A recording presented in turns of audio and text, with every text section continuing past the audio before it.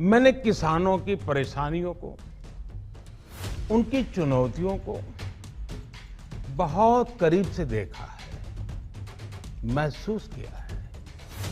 हमारी तपस्या में ही कोई कमी रही होगी, जिसके कारण दिए के प्रकाश जैसा सत्य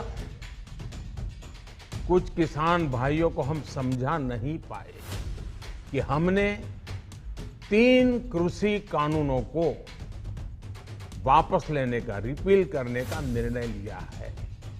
मोदी सरकार द्वारा 3 कृषि कानूनों की वापसी से पश्चिमी उत्तर प्रदेश में विपक्ष की राजनीति धराशायी होती दिख रही है। कृषि कानूनों को लेकर सपा, बसपा, कांग्रेस और लोकदल के साथ साथ किसान आंदोलन की अगुवाई कर रहे टिकैत परिवार की राजनीति की दुकानें बंद हो गई हैं। पश्चिमी यूपी में भारतीय किसान यूनियन के राकेश टिकैत और लोकदल के जयंत चौधरी की राजनीति देख राजनीतिक और सामाजिक समीक्षक ये अनुमान लगा रहे थे कि किसान आंदोलन के बहाने मुस्लिम और जाट वोट फिर से एक जगह इकट्ठा होने की तैयारी में है। माना जा रहा था कि आंदोलन में आगे तो राकेश टिकैत थे, लेकिन उनके पीछे का खेल जयंत चौधरी खेल रहे थे। जयंत चौधरी के साथ अखिलेश यादव राजनीतिक समझौता करने चले थे। 2 दिन पहले उन्होंने मीडिया को इसकी जानकारी भी दे दी थी। उस समय तक अखिलेश यादव और जयंत चौधरी को यह गलतफहमी थी कि पीएम मोदी किसी भी सूरत में 3 कृषि कानून वापस नहीं लेंगे और इसका फायदा वे विधानसभा चुनाव में लेंगे।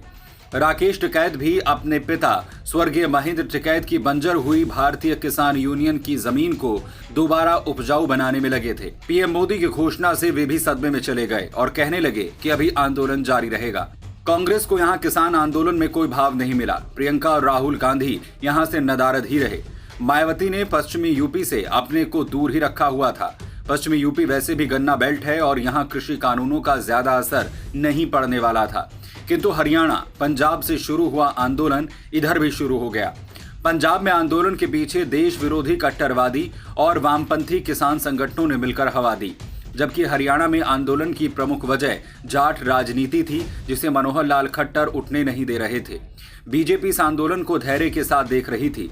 26 जनवरी को जो कुछ हुआ तब ऐसा लग रहा था कि आंदोलन समाप्त हो जाएगा। यूपी दिल्ली बॉर्डर पर बैठे राकेश टिकैत भी अपना रोते हुए बिस्तर समेट रहे थे, लेकिन अचानक अगले दिन वो फिर वहां जम गए। वो क्यों जमे?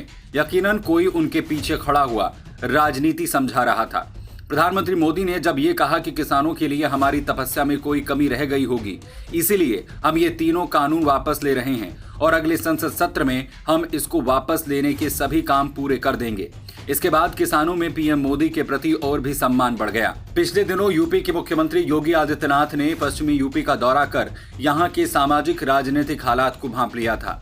इसके बाद बीजेपी ने 5 राज्यों के विधानसभा चुनाव के लिए राजनीतिक मिशन की शुरुआत कर दी। प्रधानमंत्री पूर्वांचल और बुंदेलखंड दौरे के बाद मेरठ यानी पश्चिमी यूपी में आने की तैयारी में हैं। उन्होंने अपने दौरे से पहले ही 3 कृषि कानूनों को वापस लेने की घोषणा करके विपक्षियों के राजनीतिक मंसूबों पर पानी फेर दिया। ऐसा माना जा रहा है कि पीएम मोदी की मेरठ की जनसभा अब चुनावी जनसभा होगी। इस दिन वे किसानों के लिए कुछ और घोषणाएं करके बीजेपी का चुनावी बिगुल मेरठ से ही बजाएंगे। यूपी में योगी सरकार को सुशासन का वोट मिलने वाला है। पश्चिमी यूपी के 9 जिलों की 60 विधानसभा सीटों पर किसान आंदोलन का असर दिखाई दे रहा था, जो अब समाप्त हो जाएगा। बीजेपी यहां फिर से हिंदुत्व के एजेंडे पर आएगी। इसका संकेत सीएम योगी कैराना, सहारनपुर, बिजनौर की जनसभाओं में दे चुके हैं। यानी कुल मिलाकर बीजेपी अब पूरी तरह से विधानसभा चुनाव के मूड में आ गई दिखाई देती है।